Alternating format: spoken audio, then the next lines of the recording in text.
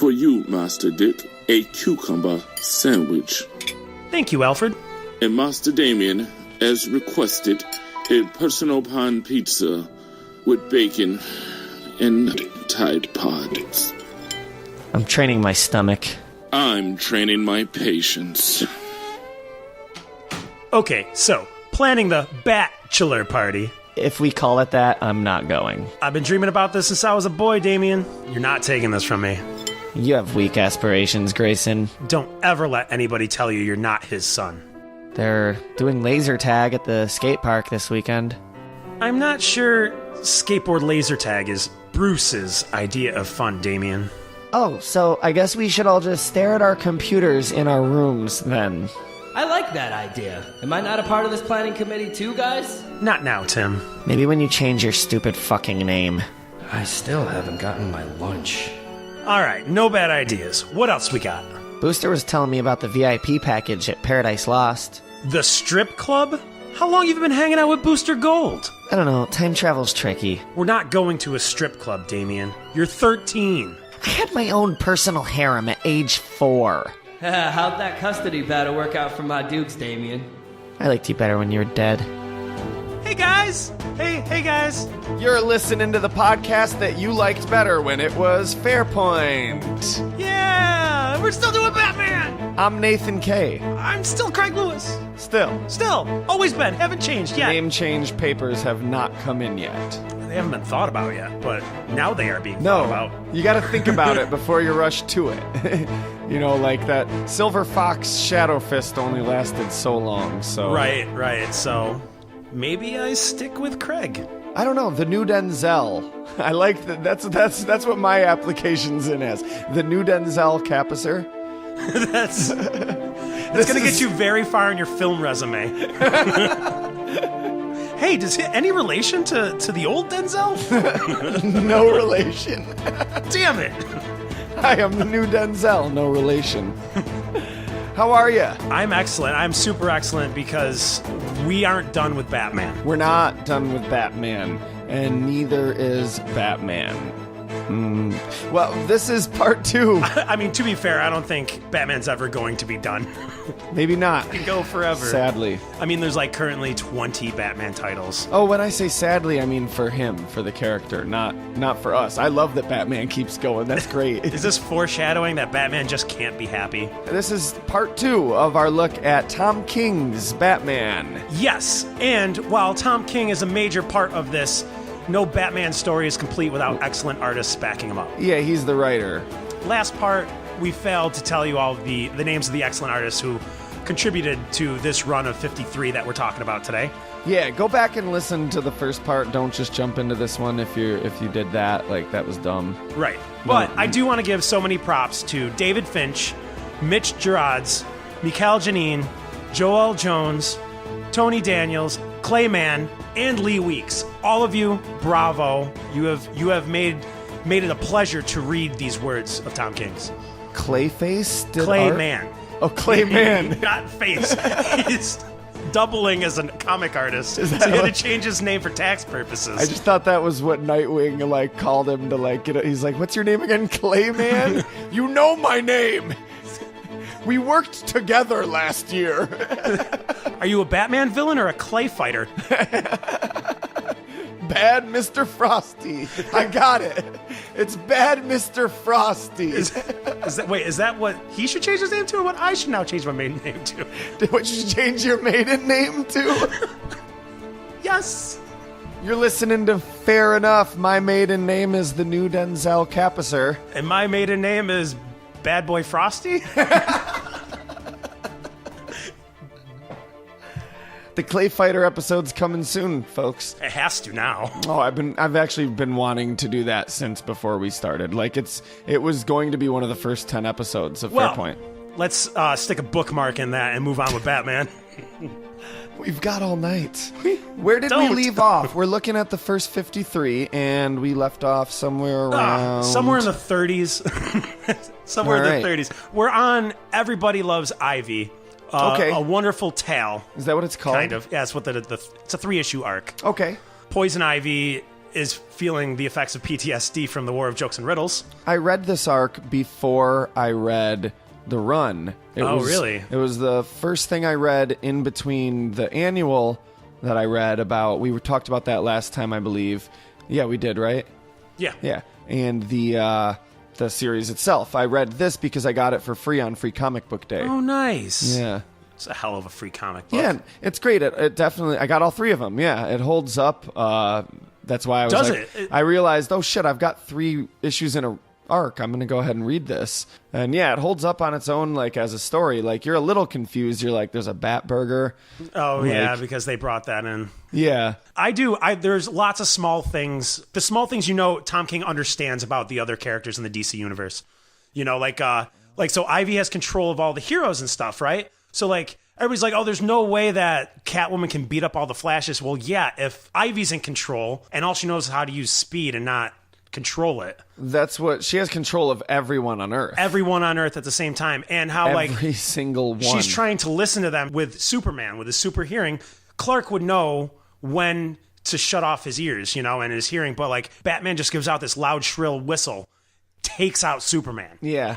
So, knocks him to the ground. It's like, yeah, obviously Superman wouldn't be taken out by that, but Ivy controlling Superman would. Right, because Superman would know, like, yeah, exactly. Right. Ivy doesn't have the nuance of all these heroes' other powers. And Batman has a specific frequency that he's tuned specifically to when Superman's trying to listen in. Yeah, it's called Kryptonite FM. That's not real. Yeah. Alfred named it. He waited for the reaction from the room, and he's like, Alfred named it. Aquaman's like, oh, bullshit. Excuse me.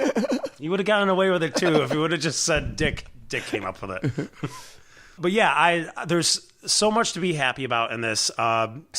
She took place in the War of Jokes and Riddles. Ivy did. She played a part in it. She killed some people. Or did she?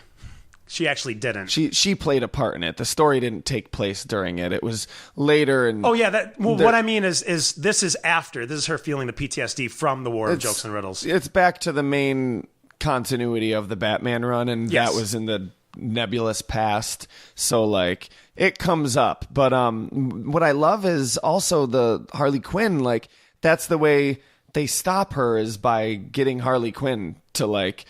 They get her to see Harley Quinn, right? Yeah. And, like, they're like, look what you're doing to Harley. Look what you're doing to Harley. And Harley's like, I can help. You can't help everybody, but we can help you help you.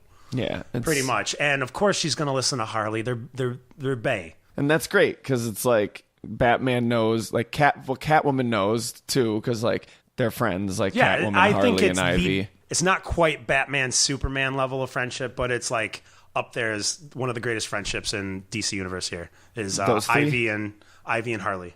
Oh, yeah, sure. Well, they were a couple. Yep, and it ends. Currently, Tom King's now writing a Heroes in Crisis story involved with all these heroes with PTSD being helped at this place called Sanctuary. He had planned this all the way back then because at the end, he said, we're taking Ivy to Sanctuary. Oh, wow, okay. And I'm like, holy crap. Like, because... you just read it, whatever, and then, like, fucking a year later, this shit comes out, and you're like, damn, he had this planned.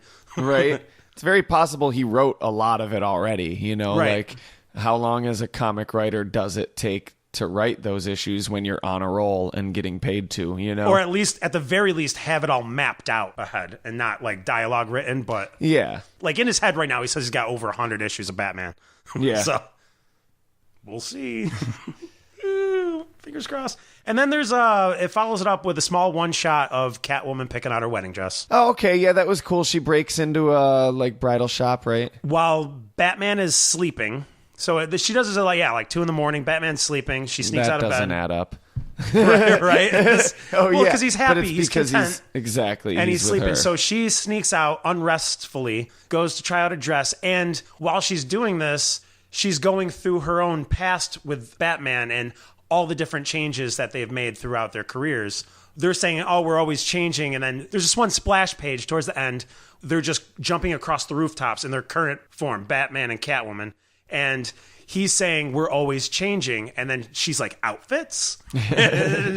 Clever because they are. And, he's basically showing his fears about settling down with her. What if we continue to change?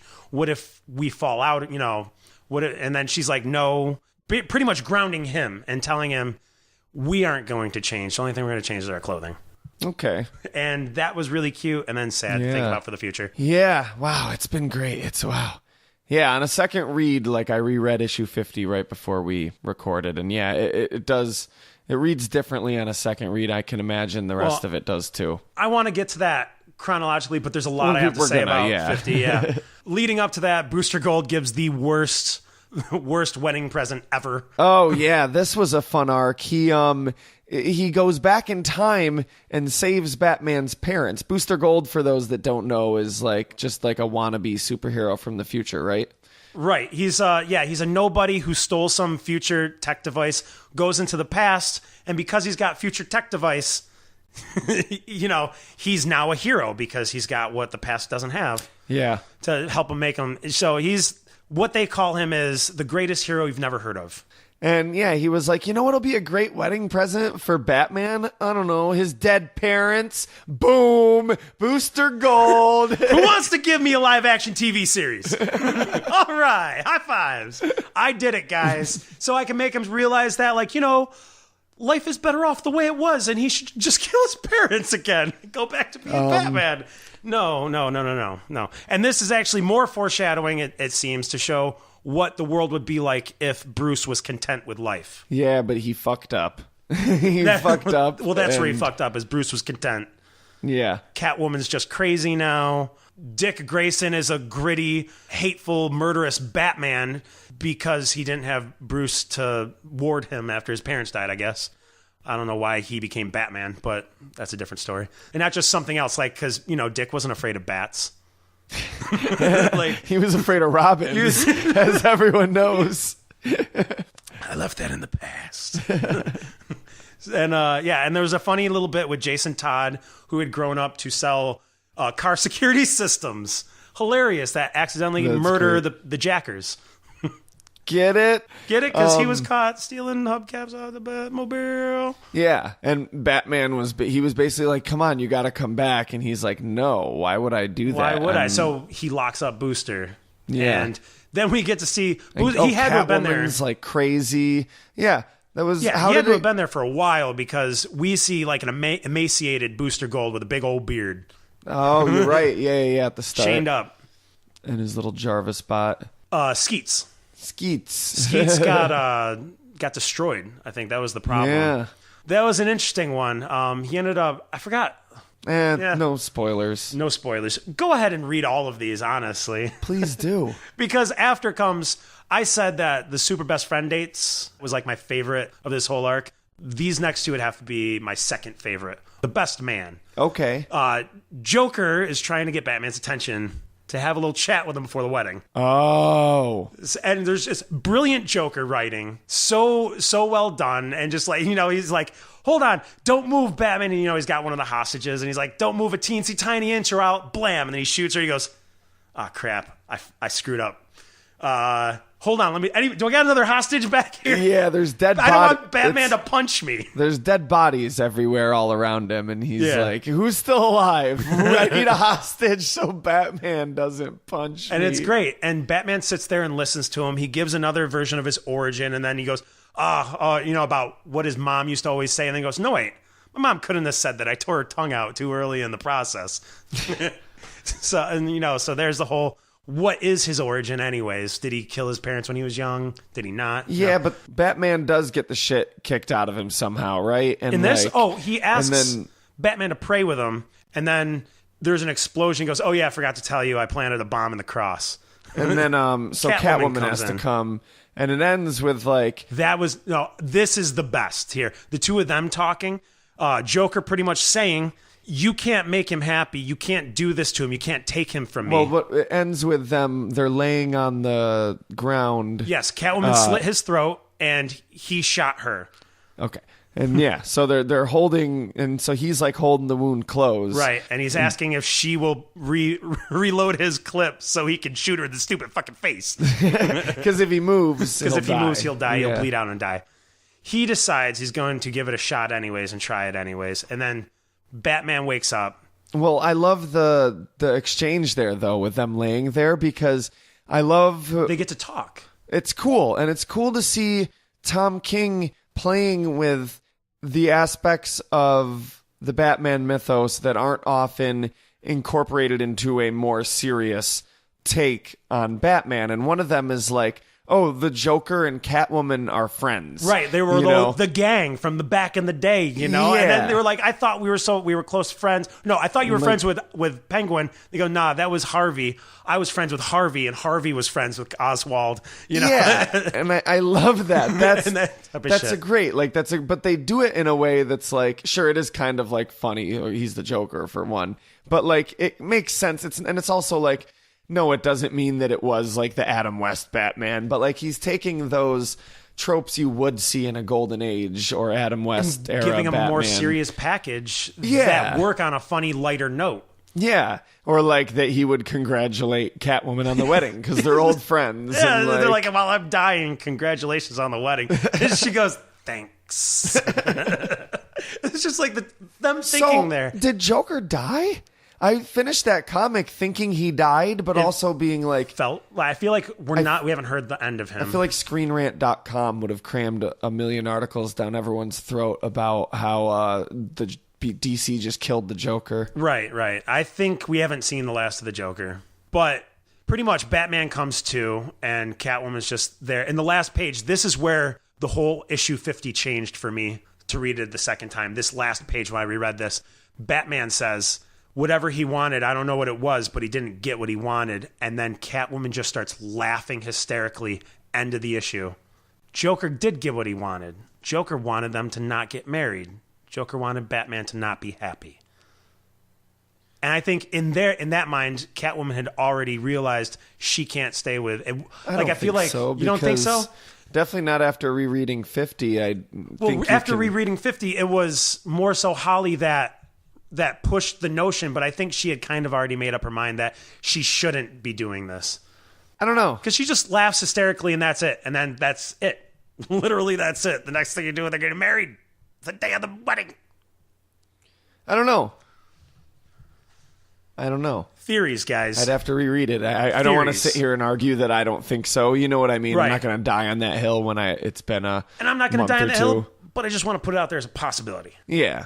Something to think about when you're rereading 50 again. For the fifth time, like I did. So, wow. Well, we're already at the Joker. We're getting close to 50, aren't we? We're at 50. We're at 50. We're at the wedding, which was a cavalcade of beautiful art from many artists. Yeah, this issue, man, like this was right when I got out of surgery and I was at my mom's house, living on her couch for like a week. And Phil, good old Phil, friend of the podcast, brought me my comic books that Wednesday. And good man right there. That's how you know he's a good guy.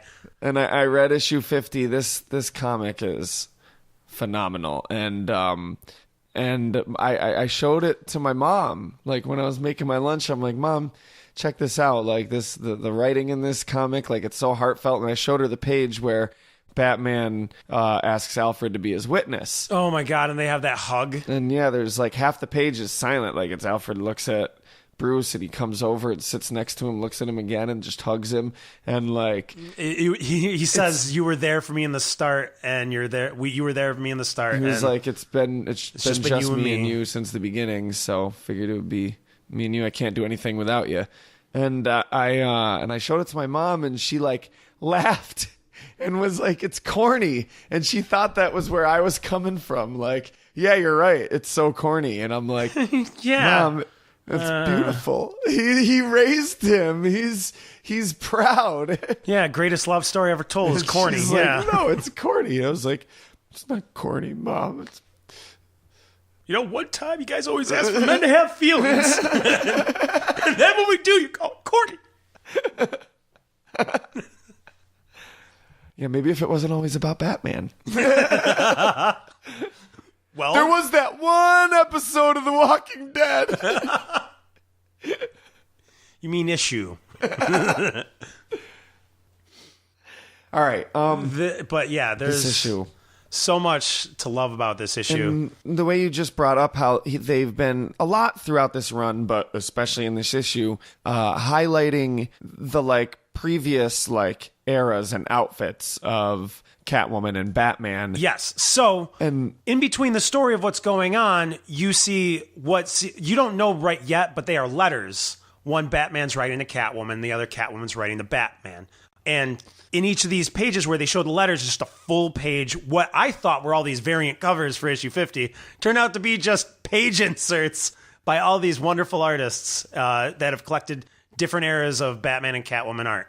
Well, it was art especially made for this comic, right? Yes. Yeah. They specifically made it for the wedding. But when I'm seeing all these things being posted online and stuff and on Twitter, I'm thinking they're like, damn, there's like 500 variant covers to this thing. And they like kind of mirrored what's going on in the letter. Right. You are. Did you just say that you're reading the letters, like Batman's letter and Catwoman's letter? And it's always done where the left page you're reading Batman's letter, the right page you're reading Catwoman's letter. Slightly different dialogue box color for the two of them, and slightly different writing. Handwriting is even different. And the letterer of this comic book.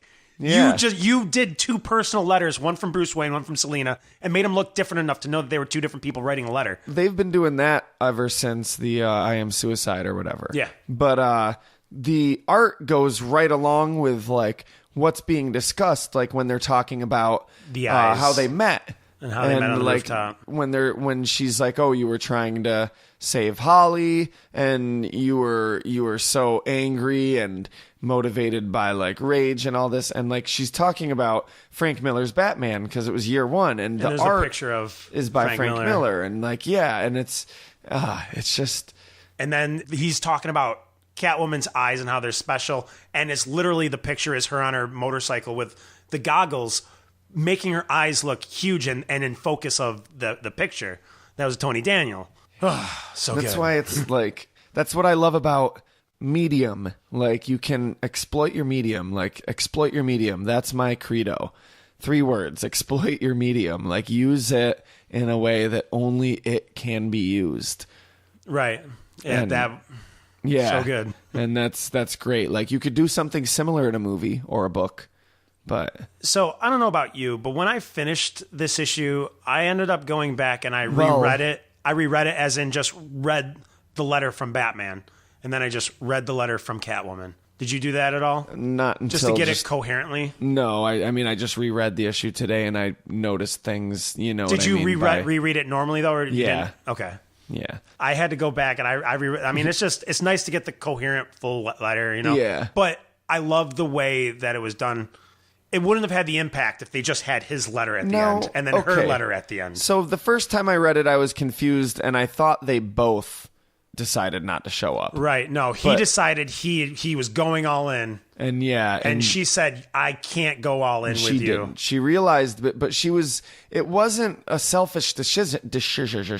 No. I can see it in the reread. I didn't see it in the first read, but like when she's talking to Holly, her friend, Holly is like, at first she says something about how like he's never been happy. I always thought that was how he did what he did. And you see a moment where Catwoman's like, what do you mean? And like she has her face is like, I don't know. Wait, what? And then in another scene, she says, Holly, do you think I'm a hero? Like, am I a hero now or something? Like, because she's been helping Batman doing all these good things, and she's like, yeah, don't you have to be? And there's this look of her like, fuck, which is like, that means I know what I gotta do. Like, because she's come around to decide that like Batman can't be Batman. That's what her letter's about. He can't be Batman if he's happy, and he can't be Batman unless he's motivated by petty vengeance. Like and petty mental insecurities and psychosis and that neuroses. The world would also be worse off without Batman. That the world would be worse off without Batman, and like I don't agree with that. I'm going to say this right here, right now. Like, that's not, a lot of comedians say that shit, like that they don't want to get therapy because like it would hurt their writing and like who they are and stuff like that. Like comedians that end up fucking killing themselves. Like it's one of the most dangerous professions. Like, I don't know if that's true, but you know what I mean? Like that's a stigma in comedy, like in the field of comedy specifically. And like, fuck that, man. Like, fuck that. You got health insurance? Talk to a fucking therapist. Okay. If you need it, you know, I don't know. Like, don't Batman could be the best Batman ever if he worked his shit out, if he got his shit together. If he was on his game. Yeah, that would not that's an insecurity. It's because you protect yourself with shit. You know what I mean? Like, that's an insecurity that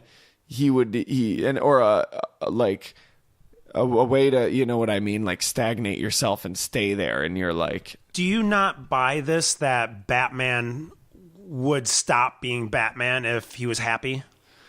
Do you think he would still Batman? All major change is like death. You can't see to the other side until you're there. I honestly don't think he wouldn't step down without having something in place, you know, like any of his family. That was the wise Dr. Ian Malcolm. What I'm saying is I don't know. I don't know whether he'd step down, whether he'd be an even better Batman, whether he'd do the same thing, whether he'd find a better way. I don't know. I feel like whatever that solution is, maybe I'm not the writer to tackle it, but like Tom King, maybe. I don't know. But like, you're so I believe that people, unless maybe not for the Joker. The Joker's the exception. Joker, you're the best Joker. Keep doing what you're doing if you want to be the Joker, because you're killing it. You want to see the Joker get boring? Have him get married. That's a great Married with Children, but with the Joker, and Harley. I can see the theme song already with the Joker with his hand in his pants and like he's a shoe salesman. And these really awkwardly uncomfortable henchmen and cronies at gunpoint, like dressed up like Bud and Kelly and like Mr. J. So I just see Harley's like bad Peg impression.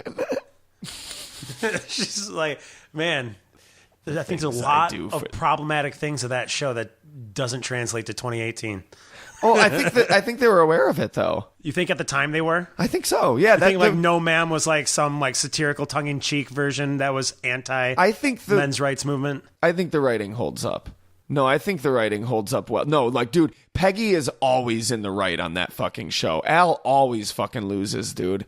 That is always, true, dude. Yeah, I haven't watched an episode of that in the hospital. It's been so many years, but yeah, I watched an episode of that in the hospital. I watched an episode of The Office in the hospital. Did you hear about how Jim from The Office is being considered to play Batman? No. Yeah. John Krasinski. Yeah. TV's Jack Ryan. Which is just, DC, get your shit together because, yo, are you kidding me? Why? He's the perfect Nightwing. Especially now that he's buff. Right? Like, what the fuck are you doing, man? You got great Nightwing you're sitting on. You want to cast him as Batman? I was at work talking to this girl that really loves Batman about this. And Tom Cruise. I just started looking at her like Jim does, like from across like across work. But I'm like, but just picture this in the back, Hal. And then we were imagining... like Alfred said something weird and he just turns to the camera in his cowl with that dumb smile, like can you believe what's going on? We riffed a whole scenario where Michael Scott was Gordon and the bat signal he called, and so Bat Jim's basically like, okay, but why did you call me here though? Is there actually a villain attacking? Mr. Freeze? Is a villain actually attacking Jim? No? Well, the Jim being Jim Gordon. Not me. I'm going to leave. Not me, Bat Jim. I have work to do. Clayman. Bad Mr. Frosty is attacking the bank, Jim. You're Jim in this scenario. I'm Jim. I thought I was bad, Mr. Frosty. I thought I was bad, Mr. Frost. Giving away my parts. Oh, can we do this? Hold on. Toby's the Joker? Toby? He's the worst. Anything, Ed Helms is the Joker. Kelly's Harley Quinn. Pam's Catwoman, obviously. Does that make Ryan the Joker then? Angela's Poison Ivy. Who's Dwight? Dwight's the Riddler. You know, wow, this is you're working doing a lot way better too well at this than I am. Yeah, I didn't expect it to work so well. Stanley's Nightwing. Did I stutter? No. Who's Andy? Andy's Tim. Andy's Tim Drake. Andy's Tim Drake. Always try to sing. Red Robin. Rock, rock, rock. Rockin' Red Robin. Yes, he's Red Robin. Of course he is. Who we missing? Who we missing? Are we missing Ryan, Who's, right? The temp? Yeah. Yeah. He's got to be Jason Todd. Totally. And then he comes back as Red Hood, and as Red Hood. and then he comes back as Red Hood again. Re-redded. What's the old guy's name? Creed. Yeah, who's he? Mr. Freeze? Probably just because of age. But wild card, I would call him Mad Hatter. Phyllis. Mother. I don't know. Batman and Robin Eternal. All right, let's just move on. We can move along. Because that was a really fun though. Wait, who's your favorite? Got a lot further. I just than finally I started watching The Office. Who's your favorite character? Yeah, I like Stanley. I fucking love Stanley. I'd probably have to say Creed. Yeah, Creed's great. All right. Yeah. Who's Oscar? Oh my god. Crazy Quilt. I'm not Crazy Quilt, Michael. Kite-man? Well, who in the Batman universe is What about gay? Kevin? How about you just match it to my personality, Michael? Okay, so Latino. All right. We're talking about Batman, not Bat Office. That's great, though. Okay, anyway. Okay, again, bookmark it, and we'll workshop it later. Okay, where were we? Were we talking about issue 50 still? Yeah, we were. You had just broken off from. Well, okay. Here's her what I'm deciding. Her figuring out by talking to Holly that. And here's what I'm still confused by. I'm confused about where did they leave the notes. I get that she probably broke in and left it at his computer. It looked like she left it at home at her computer, though, and it looked like he left his at home at their bed. So she probably never got her letter. Oh, yeah, that was the thing. She left and never got the letter. She never read the letter. She just left her letter. And later, he found her letter. Because she probably, when you thought she left it at her computer, she probably left it at the back computer. I don't know. Wasn't it just like a little personal computer? I don't know. Yeah, maybe she did leave it at her computer because she knew he went and investigated? Yeah, she knew he'd come. Damn. And a lot of people were really let down and upset by this issue. Like... because they were expecting a big spectacle and to actually get married because deliver on what you promised, blah, blah, blah. But you know what? And people that don't understand writing. Like Tom said, hey, chill out, man. This isn't a 50-issue arc. This is a 100-issue arc. It was beautiful. And then it ends with Bane being like, he is what I've made him. He's broken. Yeah, because if you go back to I Am Bane, he said, don't worry, Batman. I will break you like you broken me. I guess he got Holly. And you see also Joker, Riddler, some other Mr. Batman? Puppet guy. Fake Batman? That was the only one. Fake Batman. Injustice and, 2's other Batman was there. I don't know. And Strange was there, and it was just like all the villains. Joker was there with Joker was there. He was there with a bandage Psycho around his Pirate neck. And Gotham Girl. Gotham Girl was what I was trying to remember. Yeah, I don't know why Gotham Girl was there. She just decided to be a villain. What I don't like is like, don't make this that he was hushing us, because come on, that's what I was just saying. I ain't like that about Eternal. Like, the Hush storyline is lazy. Like, I'm not knocking Hush, but like, how many times can we do the storyline where there's some master architect pulling all the strings? Pulling other strings. Yeah. I don't know. See, and that's why I think that is a good thing to have the Joker, the issue earlier. So then, like, Bane can think that he's the cause of it, but he really isn't. Nobody fucking hushes the Joker. Fuck that shit. Nobody hushes the Joker. Fuck that shit. No, that had nothing to do with Bane. The Joker thing, that was all just Joker needing to work out his own shit. But I think this issue plays great with each of the characters. Like, it's true to both. It's true to Catwoman's nature, while at the same time being Catwoman growing, which is the best way to write a character growing, because she's trying to do something heroic rather than do something for her own happiness. Right. Which is great, like, growth for that character.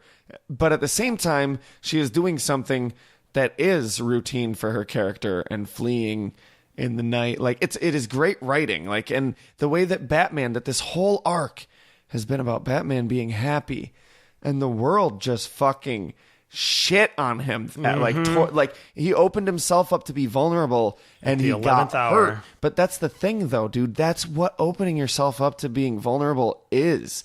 There's always that chance. Yeah, and if that never happens to you, then you didn't live. Like that's part of the experience of being open and vulnerable. Is that is going to happen. This story has so many layers. It's like a goddamn onion, and it's beautiful. And I want to see Batman become the best Batman he can be, and I think that's where they're going with this. And you have to. The world does. If you're being torn down by the world, like right now, like seriously, take like inspiration in that. Like you really have to be torn down by the world. And like these next few issues, and I read this during a time when I was being torn down by the fucking world. Like, and like I'm okay, guys, but like I said in the last episode, I had surgery, and like I like kind of lost my job for a minute and had to like fight to keep it and get it back. And like the way that these comics and stories, the way that storytelling always plays right alongside everything going on in my life, like archetypally, is phenomenal. Awesome. It's great. Like this is Batman growing. We haven't seen the end yet. And like this is Batman becoming a fully realized, what's Peggy saying? Fargo. Human. Human. No. Human. That's the Ferengi. No. The self-actualized. He's a self-actualized Batman. You're right on your way to being a self-actualized Batfeller, aren't you? Or no. Batman is the HHN. A small little great anecdote for this wedding too is that time-wise in real world, Marvel is also doing a wedding because of course they're doing a fucking wedding. It was Kitty Pryde and Colossus. They were running in X-Men Gold. We're getting together, getting married. And I was like, I'm a sucker. So I went and I got the wedding stuff. I started reading X-Men Gold, but I wasn't really digging it. So I dropped it. And I decided to pick back up for the wedding stuff. And I'm sitting there like, Batman and Catwoman are getting married in like 3 weeks. So I'm sorry, like Kitty and Colossus are cool and all, but like they're no Selena Kyle and Bruce Wayne getting married. So I don't know what you're even trying to do here. You're just trying to get it first. And I read it, and turns out they end up splitting up. They don't go through the wedding because Kitty's got some unresolved shit, and it's not that she's a hero. She just doesn't know what to do, and Colossus feels like he's hurt. And okay. So I'm like, all right, whatever. Are we doing a beat for beat of their wedding? No, because it ended with what I felt was the best possible thing they could have done with Marvel there at the time was Gambit's there at the wedding, and he's like talking to Rogue, and he's like, we got this whole wedding thing. It's a shame that it should go to waste. Maybe there should be a wedding.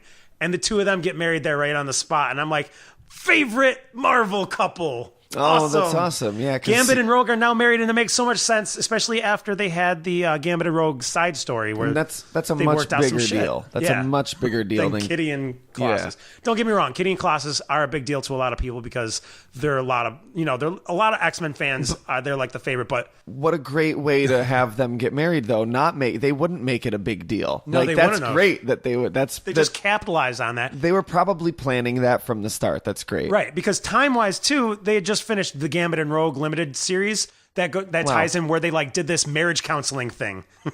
So I was happy. We still got a wedding, and now my favorite Marvel couple are married.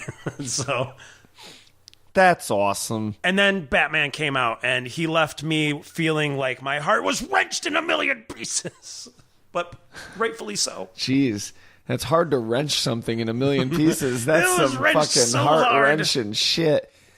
And then we get a 3-issue arc after that, which you'd think we'd stop at 50, but this 3-issue arc is the closing, the final chapter of this chapter. I would consider it the epilogue to the first half, and also a prologue to the second half. It's an epilogue, but like a necessary epilogue, I think. It is the ending. It's an epilogue, but it is the ending of it's the thematic ending of the story, and yes, it's called Cold Days, and Mr. Freeze. It's an arc. It's its own little 3-issue arc, but thematically, it's still... It goes right along. So basically, Batman beats the crap out of Mr. Freeze, and he gets to go to jail. But now Batman's like, maybe I missed something because I was just angry at Selina. Bruce Wayne gets called to jury duty. No, he bribes himself onto the jury.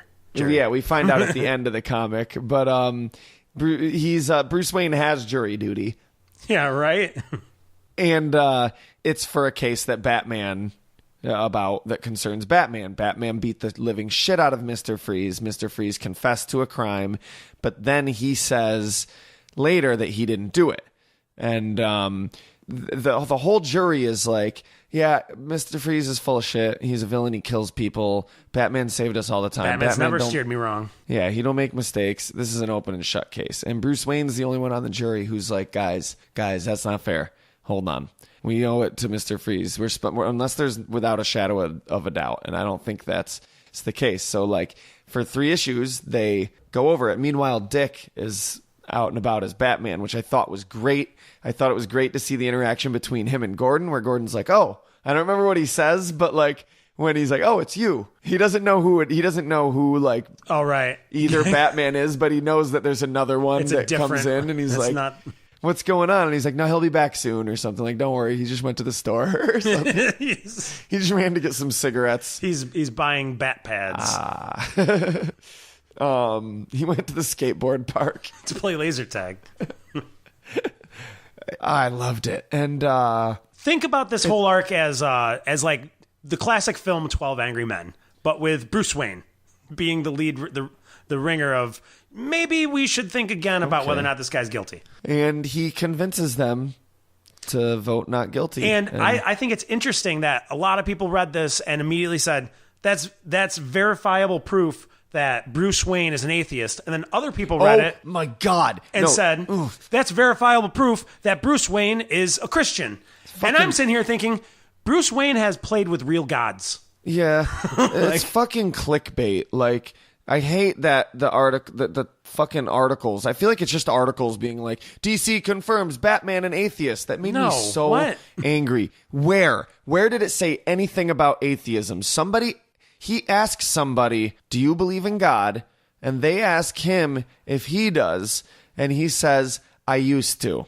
Right. That can be interpreted anyway. Many ways. And I could say what I think my personal feelings on it would be, but what he meant by that. But that is, I think, naturally tainted or tinted, depending on how you look at it, at least, by my beliefs. So, like, it doesn't matter what I think about it. What I think that is meant to be able to be interpreted different by no different matter people. what your personal beliefs are. Yeah. Right? Like, I see it as more of a, like, I kind of think Batman transcended the idea of believing in God or disbelieving in God. That might have happened when he became a god himself. DC confirms Batman agnostic. No, that's not what I meant. No, let's go a little bit back to the Dark Side Wars. And I also think there's a difference between a god and the concept of God. See episode a couple episodes ago. Mostly because Batman became the god of knowledge.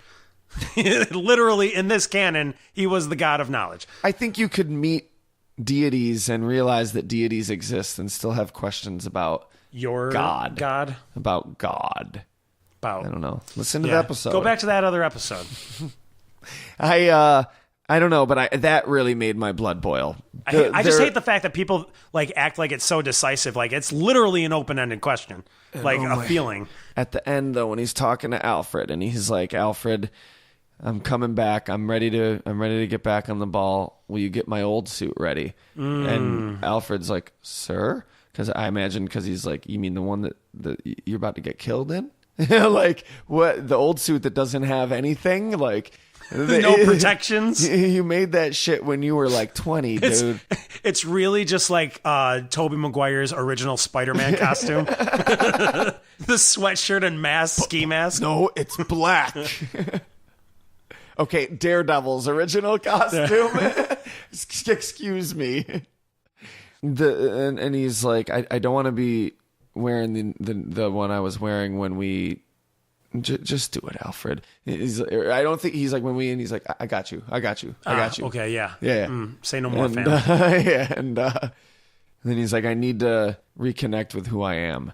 and then you see this great spread of him in the gray and black costume, like that makes me think of Zorro. You know what I mean? Like yeah. And he's like, I need to be Batman again. And we see this quote from Job.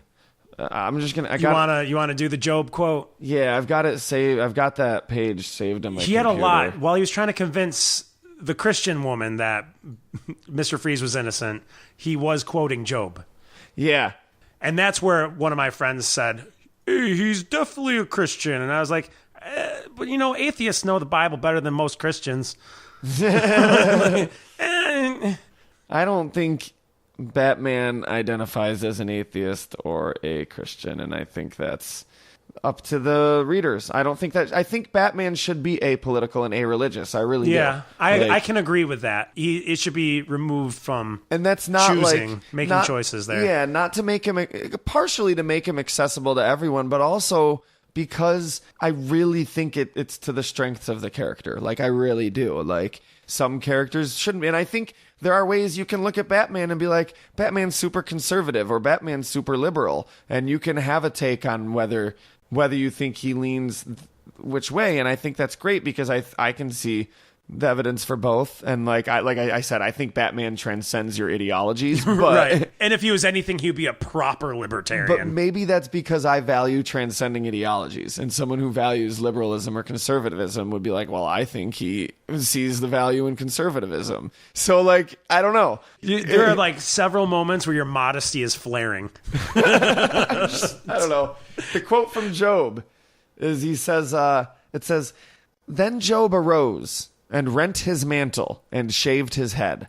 He fell down upon the ground and worshipped. He said, naked came I out of my mother's womb, and naked shall I return. The Lord gave, and the Lord has taken away. Blessed be the name of the Lord. Job 1:20-21. What the hell? You left out the part about guns being a God-given right. Typical liberal over here. DC confirmed. Confirmed. Liberal propaganda. No, that's beautiful. And that's a rebirth. This is a hit. 53, we finally got Batman's rebirth. Wow. 53 issues. Bam. And you're selling it. And then now you're going to sell it. Throw it on a lunchbox. Make it a pizza. What a fucking run. Like, what a run. Like, now they're doing giant run of emotions and huge roller coaster here. And I love whatever Tom King's getting into now. Pretty much, if he's writing something, I'm at least going to check it out. As of recording this, there have been 2 issues, and it looks like now he's exploring his relationship with Dick, with Nightwing. DC is really exploring Batman and Dick right now, we could say. and even in Black Label, they're exploring Batman and Dick. Yeah, well, I want to talk about both these things. What did you... I think, first of all, it's cool that he's like, all right, now let's explore his relationship to Dick Grayson, because that is what would happen if you just got left at the altar. You'd probably go back and explore your relationship with your best friend. Right. Like, oh, man. And I love it how he's like, I don't want anybody to talk to, and Dick's like... I know you're fine, but when you're not fine, I'm here. It's great, and I gotta. And they show the moments with them throughout the years. The hilarious fighting with the Condiment King. A little clip with that. A little clip with Kite-Man, and I think Crazy Quilt too. Yeah. And just several moments, laugh out loud moments for me reading this. I gotta say, not a big fan of it. There were moments I liked, but I'm not a fan of the way he's writing Dick. And I liked the way he was writing Dick before. I think now that he's writing him as Nightwing alongside Batman, and you think he's too punny? Yeah, he's going too hard on it, and he should have just held back the reins a little bit, because it's obnoxious. It's annoying. Yeah. It was annoying to read. I think... well, first of all, like the first issue, I didn't like at all. And this is kind of a testament to what we were saying about how the art affects your enjoyment, because the art's not my cup of tea in this issue. And fair. And the writing wasn't either. The writing wasn't bad, but I wasn't digging the writing that much, and the fact that I didn't like the art like totally killed it. And I think the art actually has more strong suits when it's showing past experiences with the two of them, Okay. whereas current. I wonder if this issue would have benefited from two different artists. You know, one person drawing their current time together, what they're doing now, and then this guy drawing That could work. I would like that. the past. I mean, I liked the second issue more, and the art was better in that one. Second in my issue opinion. more, again, laughing my ass out loud, and then the final page, I'm like, what? Well, we won't spoil that because they're right in the middle of a thing, and like We don't know, but yeah, I was left. This was the Well, we gut-wrenching told moment. everybody you only have to catch up to issue 50, so like we won't. I mean, I laughed at there was the one point that like he goes, he's like, I have to think up all these puns, or he's like, You got it easy. He's like, all you do is grunt and scowl angrily, and he goes, I do not grunt and scowl angrily, and he's like, I have to think up all these puns. And he goes, you do not have to think up all these puns. And then he goes, it's so much more difficult. And Batman pauses, and he's like, it's not more difficult. and then he was like, you know what? Let's change it up. You do the puns, and I'll do the scowling. I loved the moment where he pauses, and he's like, don't sink to his level, Bruce. Don't sink to his level, Bruce. It's not more difficult. You did it. You sunk to his level, Bruce. But I felt like the fact that he's calling out that it's a pun, that he makes puns right there is like, okay, you didn't have to do it 20 times leading up to this. Like, it was a little bit like, okay, Dick made jokes, but he's not like Spider-Man. You know what I mean? I get what you're saying, but I wonder if maybe here he's doing it harder to try to cheer up his pal. Yeah, I guess that could be a thing. That's just a thought. That makes sense. But yeah, because he wasn't acting like that before when he was acting happier and jovial and made puns, but wasn't like overdoing it. I see what you're saying. Like it was I was laughing. And I don't know. I guess one day we'll talk about those issues. But there's been really big, really big news. It's more of a modest news. I don't know if it's really big, but it's It's like a fat bottle rocket news. It's not small news. No. It's definitely nothing to be upset about. DC revealed Batman's dick recently. At least, not kind of. I mean, yeah, they did, but like it wasn't like they drawed the thing. They you could see some details. You could just see the curve and the shape. I mean, and it was still all in the shadows. See the head, a vein, you can't see the contours. No, yes, you could, dude. I couldn't could see it. I stared at that thing for hours. There's two pictures of it, and it's in shadows, but it's very clear. Well, it's Lee Bermejo. He's an excellent artist, so if anybody can make a shadowed dick look right in your face, I guess he could. I think what happened was Batman heard that Dr. Manhattan was coming back, and he was like, hold up, let me just set the record straight right quick. Yeah, definitely bigger than Dr. Manhattan's. Yeah, I think DC knew what they were doing, and I think their plan was to recall it all along. To get the buzz? To get the buzz and recall it. I personally think it's a big fat nothing burger that was like, thank you, Pearl Clutchers, for making my copy worth $60 right now.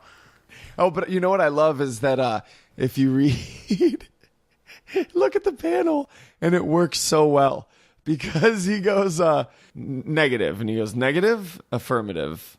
Bullshit. And he's talking to the computer. Okay, I thought he was talking to Alfred. It'd still be great if he's talking to the computer either way. I thought it was Alfred through like an electronic communicator because I only read the first 2 pages so far. Okay, but I really dug it. Either way, like if he's like I'm setting the record straight. I hear Dr. Manhattan's coming back, and he looks, and then Alfred's like shakes his head, and he's like negative, and Bruce is like negative. And he's like, yeah, negative. Bullshit. Would you rather be positive? Like he's saying his dick's not bigger than Manhattan's is negative. What I'm saying. You can read it as if the computer is being like, no, Dr. Manhattan's is bigger. And Bruce is like, bullshit. Reading Doomsday Clock 7, I beg to differ. I don't know. That boy Henry from Cavill Smallville. or Michael B. Jordan? Henry Cavill X Michael B. Jordan. Are they timesing each other, or I don't know. I guess that's our Tom King Batman thing. Ended with the Batwang. The Batawang. The Batwang. The Batawang. This gives new meaning to Dick Bat. Yeah, don't call it the Bat Dick. Bat Dick is when Dick puts on the cowl. Yeah. Gives way new meaning to that. All right. I think it's almost time to wrap things up when you start talking about Bruce Wayne's dick. I think that there was almost a condom joke there, but... Oh, man, give it a few more minutes. It'll come. There's almost a joke there, too, but I don't know. You know what else is coming? More new Fairpoint, and that's sooner or later. Thank God you did not take it. Okay, new Fairpoint. That's on the horizon sooner or later. But more new Sylph radios are right around the corner, and more new Fair Enough are right around the corner. We're trying. So do what you can do to help keep the train going. Show the support, show the love. Make sure that you're hanging out with us on Facebook. Follow us on Twitter. Like our tweets, retweet our tweets, and like our Facebook page. And you know what we could really use is more YouTube subscribers. Like for real. I thought you were gonna tell them that they should definitely be going to things linked from secretroommultimedia.com. Just go to Secret Room, click around, and you'll find shit. You'll find everything, the YouTubes, the other things. We've got Moose and Toast comics. The world famous. I don't know if anyone's ever read them, to be honest. Which is a crime, honestly. There are hilarious. Several people I know that have read them, and they all want them published. They're published. They're on secretroommultimedia.com. Hell yeah. I'm so tired. But you know what? Now? It's perfectly fine because it was well worth it. I got 2 fucking full episodes of Batman comics. Thank you. I think you got 2 full episodes of Batman comics in the last episode, and then a full episode in this one. Great. So 3 full episodes of Batman comics. And we hope you'll join us next time for more Batman comics. No, I don't know what we're doing next time. I thought next time was Clay Fighters. I'm pretty sure it's Jurassic Park. Clay Man Fighters. Bad Boy Frosty. From the Secret Room, I'm Michael B. Jordan. And I'm Henry Cavill. Have a wonderful week, guys. Yeah, I won. I was in Black Panther. No, I was in Black Panther.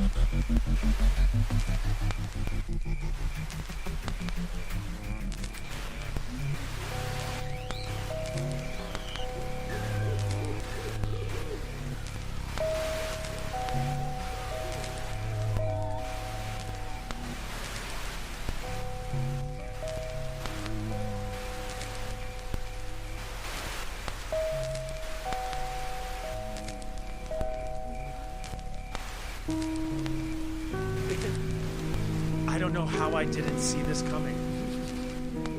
Well, I mean, Doc, maybe if you didn't walk around naked, I mean, you're kinda asking for it. Analyze differences. What was it about again? That was supposed to be Rorschach. I feel like you were doing I was doing Batman. Yeah.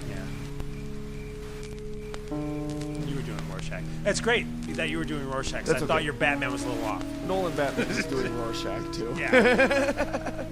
So yeah, what do you think about the Wang? I want to Bruce see Wang. the Nolan Batman movies recut with Alan Moore doing his Rorschach voice for that Batman. Dude, It's basically, have you heard it? Like Alan Moore Moore's doing the voice, Rorschach's voice? Yeah. but for Batman. It's on YouTube if you want to look it up, like him reading like the opening I'll check it out. narration. Yeah. It's basically Jackie Earle Haley's Rorschach, but Alan Moore, so it's got a little bit more of a Snape to it. British is what you mean. A little more of a Well, yeah, but he has kind of, you know what I mean? He's got like an Alan Rickman to his, an angry, curmudgeonly Alan Rickman quality to him. It's a shame that Alan Rickman died. Alan Rickman, you mean the because- German guy from Die Hard? Well, not because he could have played a great Alan Moore, but he could have played a great Alan Moore, You really could have. and it is a shame that he died. Tangentially. Two separate things and two similar things. They're correlated, but Like Dr. Manhattan would say.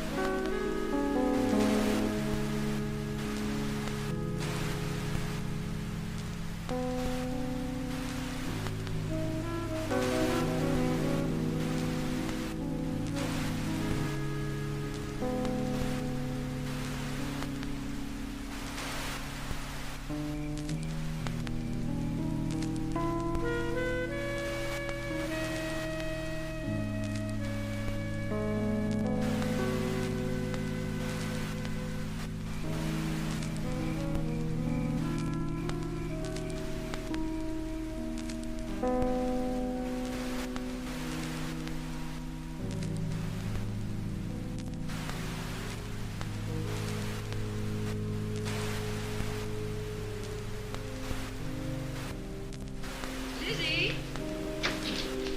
Yes, Miss Cornelia. Is the car ready? It's at the door.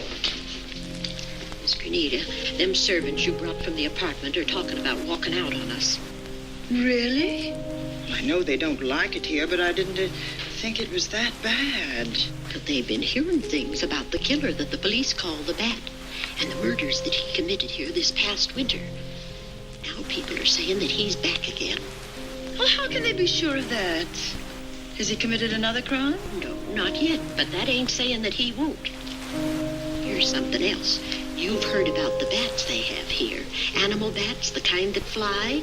Yes, yes. Look what it says in this magazine. This is a report from the State Health Department, and it says some of them bats is rabid. Well, And that ain't all. Now there's a rumor going around that it was the bat himself that released the rabid bats in this neighborhood. oh, that's ridiculous. Well, the housekeeper, the cook, the butler, and the upstairs maid don't think so. Well, I can't help what they think. If hysterical nonsense like that can scare them out of their good jobs, it's their loss, not mine. Come on, Lizzie, I've got to get to the bank. Hey, breakfasts. Your kipper's hot, your sausages, your scrambled eggs. Interesting. It's very useful.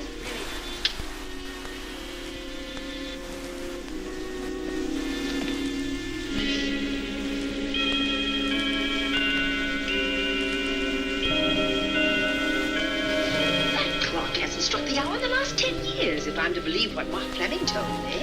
Why is it angled away from the wall like that? I don't know. Somebody must have moved it. Lizzie, very likely when she was dusting. Wait a minute. Did you know there's a door in this paneling? No, I didn't. Oh, my gracious, so there is. Maybe it opens to a secret passage. Oh. Certainly to a secret something. Who knows, girls? We'll be about to stumble on that missing million. Oh, this is... There's a panel. There's a panel. There must be some gimmick to it. There always is. Yes, it moves. It moves. It moves. Oh!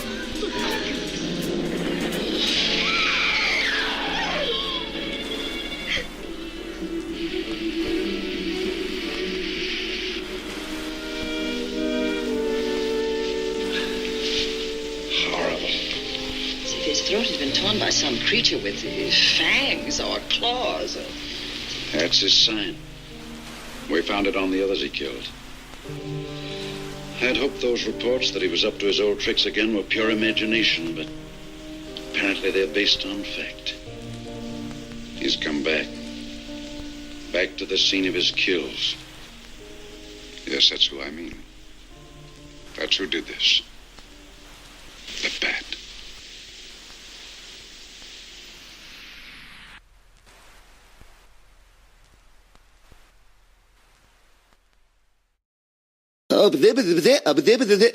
I'm masturbating. Not now, Tim! Jesus Christ, dude.